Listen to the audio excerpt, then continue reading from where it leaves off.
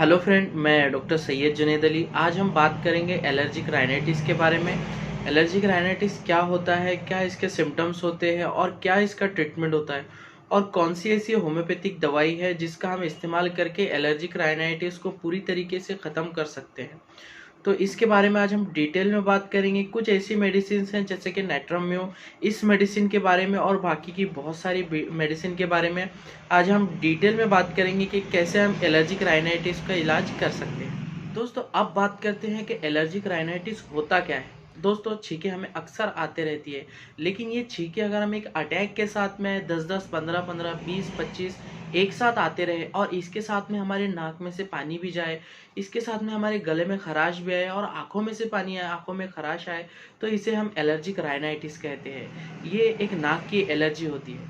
दोस्तों, अब हम बात करते हैं कि एलर्जिक राइनाइटिस का कारण क्या होता है, क्या इसका कॉजेज़ होता है जिसकी वजह से हमें एलर्जिक राइनाइटिस होता है। दोस्तों, हमारी बॉडी में इम्यूनिटी सिस्टम होता है जिसकी वजह से जब भी कोई बैक्टीरिया या वायरसेस हमारी बॉडी में आते हैं तो उसे डिफेंस करने के लिए ये इम्यूनिटी सिस्टम एंटीबॉडीज़ प्रोड्यूस करता है। लेकिन एलर्जिक राइनाइटिस में क्या होता है, जैसे ही जो कोई हार्मफुल सब्सटेंस हमारी बॉडी में आता है उसे एंटीबॉडीज़ डिस्ट्रॉय करते हैं, जिसे एंटीजन एंटीबॉडीज़ रिएक्शन कहा जाता है। लेकिन एलर्जिक राइनाइटिस में क्या होता है कि ये इम्यूनिटी सिस्टम हमारा ओवर एक्टिव हो जाता है। ओवर एक्टिव होने की वजह से जैसे ही कोई पोलन ग्रेन या डस्ट पार्टिकल हमारे बॉडी में आता है तो इससे ये इन्फेक्शियस एजेंट या फिर एंटीजन समझता है और इस पे एंटीबॉडीज रिएक्शन होता है, जिसकी वजह से हिस्टामाइन रिलीज होते हैं। ये हिस्टामाइन रिलीज होने की वजह से हमारी नाक से म्यूकस मेम्ब्रेन सिक्रेट होता है। म्यूकस मेम्ब्रेन सिक्रेट होने के साथ साथ हमें स्नीजिंग और नाक बहना शुरू हो जाती है। तो ये कारण होता है एलर्जिक राइनाइटिस का। दोस्तों, अब हम बात करते हैं कि एलर्जिक राइनाइटिस के सिम्टम्स क्या होते हैं। दोस्तों, इसके सिम्टम्स बहुत आसान होते हैं और हर किसी को मालूम होता है। सबसे पहले तो इसमें छींकें बहुत ज़्यादा आती है। छींकें एक साथ 10, 15, 20, 25 तक ऐसे कंटिन्यूसली अटैक्स आते हैं छींकों के। उस छींकों के साथ में से नाक में से पानी जाता है। कुछ कंडीशंस में जो आपका तालू होता है, गले में खराश होती है और तालू में खुजली या खराश जैसा आना शुरू हो जाता है। दूसरी कंडीशंस में या दूसरी सिम्टम्स की तरफ हम आते हैं तो इसमें मॉर्निंग स्नीजिंग, मॉर्निंग में छींकें बहुत ज़्यादा आती है, जिसमें ऐसा माना जाता है कि मॉर्निंग आवर्स में पोलन्स की क्वांटिटी बहुत ज़्यादा बढ़ जाती है। इसमें भी ऐसा देखा जाता है कि इस क्वांटिटी बढ़ने की वजह से और डस्ट पार्टिकल मॉर्निंग आवर्स में बहुत ज़्यादा होने की वजह से मॉर्निंग स्नीजिंग बहुत ज़्यादा आ जाती है। इसके कॉम्प्लिकेशंस में सिम्टम्स ऐसे आते हैं कि आपको नेज़ल पॉलिप्स हो सकता है, आपको साइनोसाइटिस हो सकता है, या फिर आपको सांस लेने में भी दिक्कत हो सकती है अगर यही आपका एलर्जिक इन्फेक्शंस लंग्स में जाना शुरू हो जाए। तो इससे ब्रोंकियल अस्थमा होने के, अगर बहुत ज़्यादा दिन तक आपको एलर्जिक राइनाइटिस रहा है, बहुत ज़्यादा दिन तक के आपको एलर्जी रही है, नाक से छींकें आना शुरू रही है, तो आपको अस्थमा होने के चांसेस भी बहुत ज़्यादा हो जाते हैं। दोस्तों, अब हम बात करते हैं कि कौन से ऐसे ट्रिगरिंग फैक्टर्स हैं जिसकी वजह से एलर्जिक राइनाइटिस बहुत ज़्यादा बढ़ जाता है, जिनमें सबसे पहले तो आता है डस्ट पार्टिकल्स। मॉर्निंग आवर्स में डस्ट पार्टिकल बहुत ज़्यादा होते हैं, जैसे कि सोफ़ास पर, विंडोज़ पर या फिर बेडशीट्स पर, इस पर डस्ट पार्टिकल्स बहुत ज़्यादा होते हैं मॉर्निंग आवर्स में, जिसकी वजह से ऐसा देखा जाता है कि मॉर्निंग आवर्स में स्नीजिंग बहुत ज़्यादा आती है, छींकें बहुत ज़्यादा आती है। ये तो होता है डस्ट पार्टिकल। तो इसको आप क्लीन रखेंगे, बेड कवर्स को, सोफ़ास को, तो इससे आपको एलर्जिक राइनाइटिस से बहुत हद तक आप बच सकते हैं। दूसरा एक बहुत मेन कारण या ट्रिगरिंग फैक्टर्स होता है, वो होता है पोलन्स।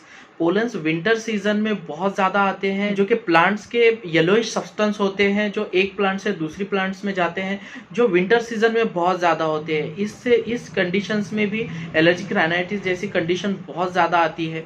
तो जिन पेशेंट्स को या फिर जिन लोगों को विंटर्स में बहुत ज़्यादा ऐसा देखा जाता है कि स्नीजिंग होती है, तो उनमें पोलन्स की वजह से, जिनमें पोलन्स की वजह से ये एलर्जिक राइनाइटिस जैसी कंडीशन आती है। दोस्तों, अब हम बात करते हैं कि एलर्जिक राइनाइटिस का ट्रीटमेंट क्या होता है, या कौन सी ऐसी मेडिसिन होती है जो होम्योपैथिकली हम यूज़ कर सकते हैं एलर्जिक राइनाइटिस के लिए।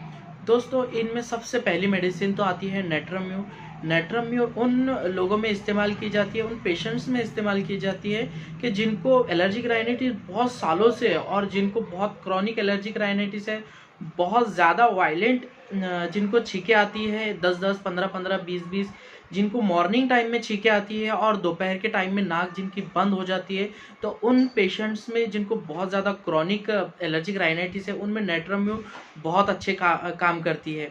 और ये फर्स्ट लाइन और गो टू ट्रीटमेंट है जो हम यूज़ कर सकते हैं एलर्जिक राइनाइटिस के लिए। दूसरी एक बहुत ज़्यादा इम्पॉर्टेंट मेडिसिन है जो है सबाडिला।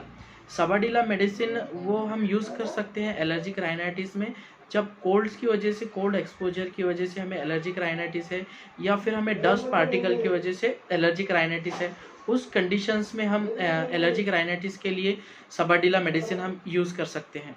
दोस्तों तीसरी एक बहुत ज़्यादा इम्पॉर्टेंट, बहुत अच्छी इम्पॉर्टेंट मेडिसिन है जो कि है एरेंडाम्यूर। ये मेडिसिन हम बहुत अच्छे से यूज़ कर सकते हैं।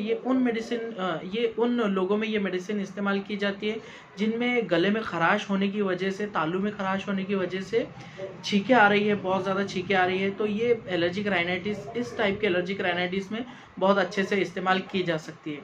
दोस्तों एक बहुत ज़्यादा अच्छी इम्पॉर्टेंट मेडिसिन है जो कि हम मदर टिंचर के तौर पे इस्तेमाल कर सकते हैं।